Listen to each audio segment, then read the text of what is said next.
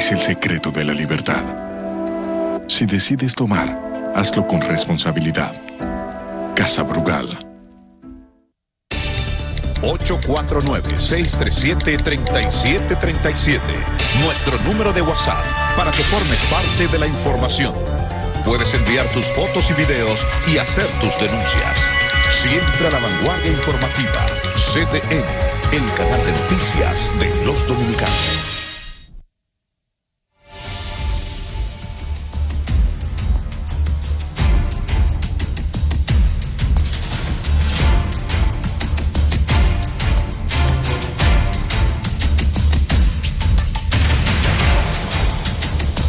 Son las 10:26. Hablamos de Haití. Emil Chireno y Jaime Aristizábal me acompañan esta noche para analizar lo que ha pasado en el país vecino. República Dominicana está en alerta de emergencia, lo tiene ya por la situación del COVID-19 y eso ha servido también para la situación de seguridad del país, porque de lo contrario, Emil y Jaime estaríamos emitiendo un estado de emergencia por la situación de Haití, que le permitiría al presidente tomar todas las decisiones que ha estado tomando y otras más que tal vez se necesitarán en algún momento. Tenemos la frontera militarizada, agua, mar y tierra. Por cierto, arrancando para Jimaní, el primer helicóptero que aterrizaba, si tenemos las imágenes, producción, por favor, él aterrizó mal y el primer helicóptero que se suponía iba a aterrizar en Jimaní como muestra de la fuerza de República Dominicana, Emil, no te rías, que iba a desplegarse en Jimaní. Miren, ahí es cuando se levantan, saliendo de las Fuerzas Armadas, desde aquí. Y esos helicópteros, por cierto, son desde la Guerra Mundial, desde la Segunda Guerra Mundial, sí. No, debe ser de Vietnam. De Vietnam, muy seguro. Pero tú sabes que eso no necesariamente es malo. Sí. Esos helicópteros son buenísimos. No, al contrario, significa que son muy buenos, sí, que han tenido tanta resistencia. Yo creo que deben ser como los carros viejos, más fuertes que los de ahora. Sí se le da el mantenimiento correcto. Sí se le da el mantenimiento correcto. Entonces, el helicóptero, llegando a Jimaní, se tuvieron que tirar los pilotos y el helicóptero, no sé siquiera si se puede recuperar algo, si es pérdida total. Creo que es pérdida total. De una manera lamentable, parece que hubo error humano. Un error de operación. Parece porque que chocó con algo. Exacto, ahí se ve el helicóptero de lado, el humazo, y la gente tomando video que no se lo podía creer, si estábamos haciendo una demostración de fuerza. Y el helicóptero colapsó llegando a Jimaní. Bueno, error humano. Mira, la situación es delicada, mucha presión en Haití. Yo hubiese sido el presidente Luis Abinader, lo primero que hago es convocar al Palacio Nacional a Danilo Medina, Leonel Fernández e Hipólito Mejía. Y me siento con ellos y a partir de esa reunión entonces mando un mensaje al país donde hay una clara unidad de parte de toda la clase política y con eso comienzo a mostrar que estamos todos de acuerdo en lo que se va a hacer en la frontera, lo que vamos a hacer para proteger nuestra soberanía ante cualquier tipo de disturbio que pudiera generarse por el asesinato del presidente haitiano. Esa es la primera medida. Las medidas clásicas no son muchas que se pueden tomar, más allá de cerrar la frontera como se ha hecho. La evacuación del personal diplomático no esencial, que ya de por sí estaba casi evacuado. La misión dominicana en Haití tiene muy poco personal, porque la crisis, recuerden que ha venido agravándose, esto no es algo nuevo. Ya han habido muchas instancias de violencia y de falta. La emergencia no se encontró en estado de emergencia. Sí, valga la redundancia. Y otra medida es también sacar al personal que trabaja en empresas dominicanas o que pertenece a empresas dominicanas que está laborando en Haití, lo cual yo también creo que es acertado. Uno lo que tiene que de este lado es esperar y también tratar de ver cómo el ajedrez político doméstico va a dar un resultado, cuál es el resultado que va a dar, porque esa es la gran incertidumbre. Hay mucha, míralo ahí, el helicóptero de Yulisa, hay mucha incertidumbre. Yo me atrevería a decirte que el origen de este tema, de este magnicidio, ya nos dirá el tiempo, es enteramente doméstico. Lo que fraguado y operado en Haití. Domésticamente, con ayuda externa, pero domésticamente. Sin hablar de personas específicas, pero hay un tema político, hay un pugilato que se está dando dentro del mismo partido de gobierno, entre figuras de mucho poder, y aparentemente Jovenel jugó una mano que no tenía. O sea, apostó a adversarios políticos que definitivamente tenían mucho más fuerza que él. Y un Estado débil, clásicamente débil, como es el Estado haitiano. Ya se habla hasta de la somalización de Haití, salvando la distancia, obviamente. La Somalia del Caribe, me parece que tal vez... Salvando la distancia, porque no tenemos el tema étnico que hay en Somalia. Tiene un grado de exageración. Pero la erosión de las capacidades estatales, la debilidad del Estado para controlar el territorio nacional, la debilidad del Estado para ser el verdadero detentador de un monopolio de la coacción legítima, o sea, el que tiene el poder para imponer el orden, eso es algo muy preocupante. Y como dije hace un rato, y repito, aunque se salga políticamente de la crisis, las capacidades del Estado están muy erosionadas. Yo no veo en el corto plazo una salida que depende enteramente de las instituciones haitianas. Y eso es algo triste, porque recordemos que estamos hablando de un país donde hay un historial de intervencionismo y un legado que el pueblo haitiano ve con ojo muy crítico. Pero los mismos haitianos están entendiendo, lo digo porque he tenido muchas conversaciones con muchas personas allá, amigos, que se necesita apoyo externo para poder salir de este tema, sea de la mano de un arbitraje, sea de la mano de un proceso de mediación, pero se necesita. Bueno, ya eso es otra cosa. Eso ahí no, es que eso no va a pasar. La identidad. ¿Tú sabes la operación? No, eso no va a pasar. Eso no va a pasar. Nadie se va a tirar esa canana. A. Y B, ellos tampoco. O sea, porque eso es interesante. En el imaginario colectivo haitiano, eso es una opción total y absolutamente inaceptable. Tú no puedes ni mencionarlo relajando. Porque recuerda que en base a qué construyen ellos su identidad. ¿En base a qué? Es en base a eliminar la opresión extranjera. O sea, ellos tienen un sentido, eso es algo interesante, porque los dominicanos son un poco diferentes en eso. Pero ellos tienen un sentido de lo propio y de su identidad. Que decir que Haití dejará de existir como Estado, aunque tenga sus capacidades erosionadas, aunque no tenga la capacidad del Estado de controlar el territorio, eso es algo que no se le puede mencionar a ellos. Entonces, a mí me parece que hablaremos de algún apoyo un poquito más significativo de la comunidad internacional. Mira Naciones Unidas, por ejemplo. A mí me parece vergonzoso que después, bueno, no vergonzoso, comprensible, pero vergonzoso en este contexto, que el presupuesto de Naciones Unidas para Haití, todas sus operaciones de este año, $20 millones. Eso no es nada, un organismo internacional que hace tanto como hace Naciones Unidas en Haití. Cuando el mismo Programa Mundial de Alimentos dice que en Haití hay que buscar más de $250 millones este año para darle ayuda alimentaria a más de 4 millones de personas. O sea, es un país que tiene unos problemas fuera de la inestabilidad política, humanitarios, enormes. Y hay un cansancio muy grande también de la comunidad internacional, porque ¿cuánto tiempo tiene este tema que no mejora? Entonces es complicado, es muy complicado. Mira, con relación al tema de si surge desde adentro, no cabe duda, pero yo no creo que sea clase política, puede ser poder económico que haya decidido salir del presidente. Pero es que clase política es una expresión del poder económico, no lo podemos ver como cosas independientes. Lo que pasa es que no hay figuras políticas realmente poderosas que pudieran haber articulado algo como esto. Ya él había señalado en diversas ocasiones cómo había grupos de poder que tenían un interés de desplazarlo.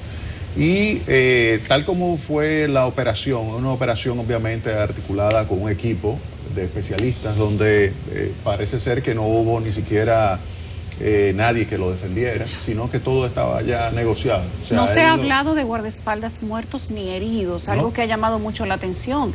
Se había dicho que el presidente Jovenel Moïse tenía una seguridad de 34 hombres armados.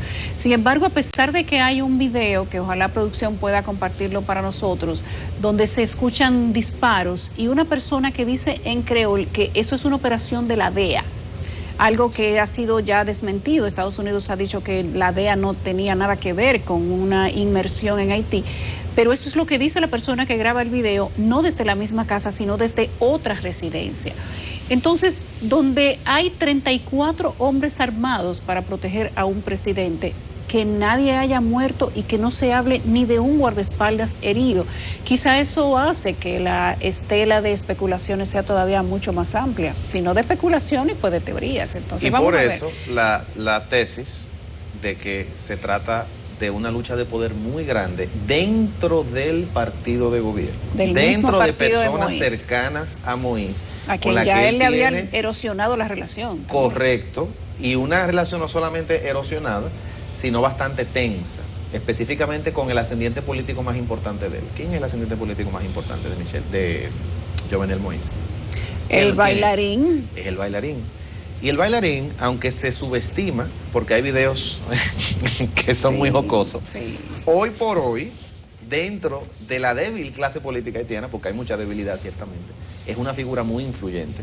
Y quizás podemos estar equivocados porque ahora mismo hay muchas inferencias, pero quizás el tiempo termine demostrando que él era un obstáculo, Jovenel Moïse, para un sector muy importante del partido de gobierno. Si ustedes ven las declaraciones de su propio partido en los últimos meses, habían roto con Moïse. Es raro ver un presidente... Había un quiebre con que el propio presidente de su partido dice que rompe con el presidente del país, que es un miembro de ese partido. El 7 de febrero pasado, que hubo, Moïse denunció un atentado por el que hubo 20 personas presas, inclusive el presidente de la Corte Suprema de Justicia, habló del involucramiento de miembros de la policía, miembros de alto nivel de la policía.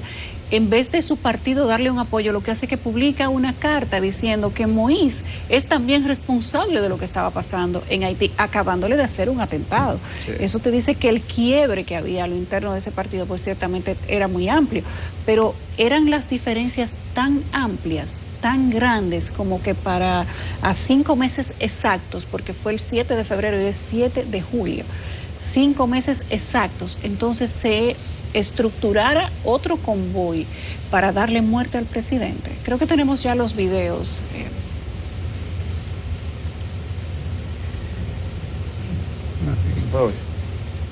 Ese es el video del operativo donde presuntamente habrían atrapado a 2 personas que, según ha dicho el ministro de Comunicaciones de Haití, fueron 2 personas de las que le dieron muerte al presidente Jovenel Moïse. Exacto.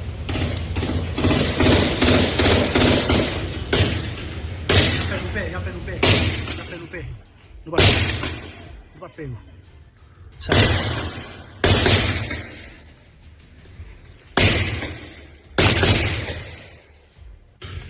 Es un lá.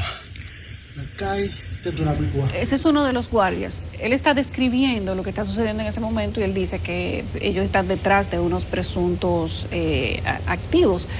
Pero cuando tú oyes todos esos disparos, tú te supones que lo que van a traer de allá para acá es un convoy, personas fuertemente armadas, porque lo que se veía en el video de anoche eran personas aparentemente entrenadas, armadas, y además de eso con una estructura logística bien diseñada, porque como tú entras, sales con daño cero. No hay un solo mercenario caído, según las informaciones que tienen medios internacionales y los medios de comunicación de Haití. No quedó un cuerpo que no fuera el del presidente Moïse en esa casa. Entonces, muchas conjeturas. Miren, ese es el video donde se escuchan los disparos y la persona que está narrando dice que la información que hay es una operación de la DEA en la casa del presidente. Para mí eso te da profesionalismo del comando, pero también complicidad de las fuerzas.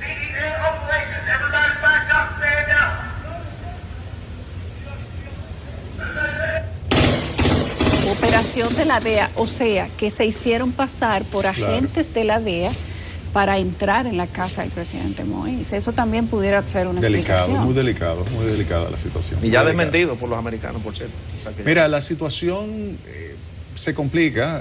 Haití es un socio comercial importante de República Dominicana. El segundo socio los datos, comercial de acuerdo a la Dirección General de Aduanas, nosotros le exportamos alrededor de $900 millones, pero eso representa el 60%, es decir, que las exportaciones son $1.500 millones. $1.500 millones, y aunque Haití representa la economía dominicana alrededor del 16% y que las exportaciones representan alrededor del 14% de nuestras exportaciones, Haití es un socio comercial importante para sectores específicos. Por ejemplo, para el sector industrial dominicano es muy importante el sector, la demanda haitiana. Y sector agropecuario dominicano es muy importante, el sector avícola dominicano es sumamente importante, Haití, o sea que esta situación de ruptura de los flujos de comercio va a significar una presión, por ejemplo, sobre productos que muy probablemente incluso bajen de precio. Tú verás una presión a la baja. Si esto dura 15 días, verás una presión hacia la baja del precio de los huevos y el precio de la carne de pollo. Tenemos algunos datos aquí de las cifras económicas entre República Dominicana y Haití. Las relaciones comerciales dominico-haitianas han movido durante años grandes cifras millonarias de dinero, incluso durante la pandemia. pero ese comportamiento podría cambiar de forma brusca según lo profunda que se torne la crisis generada en el vecino país. De manera formal, la República Dominicana comercializa con Haití más de 1.800 millones de dólares, pero que cuando nos vamos al mercado informal, esta cifra se multiplica y llegamos casi a los 3.000 millones. Se venden los pollos vivos, los huevos, mucha tallota y muchos vegetales que se producen en la República Dominicana. Sobre el tema, señala el decano de la Facultad de Ciencias Económicas y Sociales de la Universidad Autónoma de Santo Domingo, Alexis Martínez, que hay áreas específicas del comercio dominicano que resultarán seriamente afectadas. Una proyección similar también mantiene el economista Antonio Siriaco. Sobre todo textiles, sobre todo productos vinculados a la construcción y obviamente los productos agropecuarios. Cemento, varilla que se exportan a Haití, obviamente se verán de forma transitoria hasta que esta situación no se aclare, se verán interrumpida. A las previsiones negativas se suma ahora el reporte de la Asociación Dominicana de Exportadores, entidad que prevé un escenario difuso hasta tanto se restablezcan en su totalidad las relaciones comerciales entre República Dominicana y el vecino país. Samuel Guzmán, CDN. Cifras muy altas, Jaime. Sí, esos 3.000 no es correcto, no. De las exportaciones dominicanas, como te señalé, 1.500 millones de dólares, incluyendo ya lo que es informal. Los datos del Banco Central, la Dirección General de Aduanas, 900 millones de dólares en términos formales, y el resto es el 40% de los 1.500, 600 millones de dólares. Emil, ¿qué pudiéramos esperar nosotros a nivel internacional? Con Jaime, en el tema de que la preocupación más grande para nosotros es económica. O sea, eso de reforzar la frontera y sellarla, y está bien, pero al final la consecuencia directa de más impacto es esa, es que los flujos comerciales se vean por lo menos temporalmente afectados. Eso a mí me preocupa mucho. Pero ¿se va a beneficiar el país cuando bajen los precios? O sea, temporalmente sí es así, porque van a bajar los precios. Habrá una presión, óyeme, que para el país que ha estado solicitándole al gobierno que bajen los precios, verás por lo menos 2 productos bajar de precio. Sí, eso quizá... Claro, después va a coger su precio. Ese es el tema. Sí, sí. Y el gobierno va a tener que meterle la mano también, porque si no van a quebrar. Que significa más gasto para nosotros. Entonces, como quieren el largo plazo... que el beneficio tampoco es tanto. Largo plazo. Hay problemas. Esto te estoy hablando de una semana, 2 semanas. Sí. Un mes. Ojalá que no dure más de ahí. Hay un periodista de Haití que ha compartido un video donde él se ven ciudadanos armados correr, aparentemente, no se sabe si entrando o saliendo de la residencia del presidente Moïse.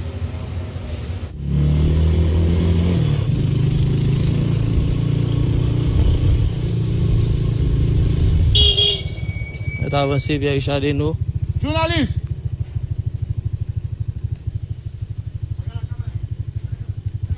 Ali. Ok.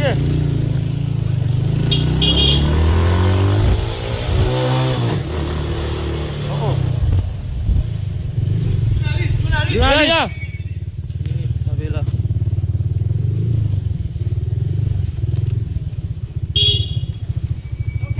No camera, good.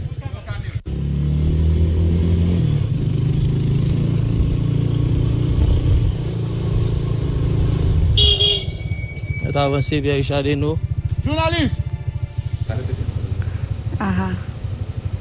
Yo lo que no veo la persona más. Ali. Ok. Según las denuncias, eran los vehículos o son los vehículos muy parecidos a los que se ven luego en el video saliendo de la casa del presidente Moïse, que quedaron grabados en unas cámaras de seguridad, incluso de la misma residencia y de residencias aledañas. Y es donde uno se pregunta, hay videos de cuando salen y hay videos de cuando entran, presuntamente. Entonces, ahí es donde a uno le quedan muchas preguntas. Si cuando se estaban desplegando al inicio, ningún guardia de seguridad de esos presuntos 34 tuvo una voz de alerta, a alguien le preocupó, o simplemente el gritar, somos la DEA, era suficiente para estabilizar 34 personas al mismo tiempo. Óyeme, eso es imposible. Ve a la casa del presidente dominicano. Mírenlo ahí, ese es el video cuando presuntamente llegan. Sí, sí. Óyeme, nadie que ponga un pie en la casa del presidente con un arma sale vivo. Claro.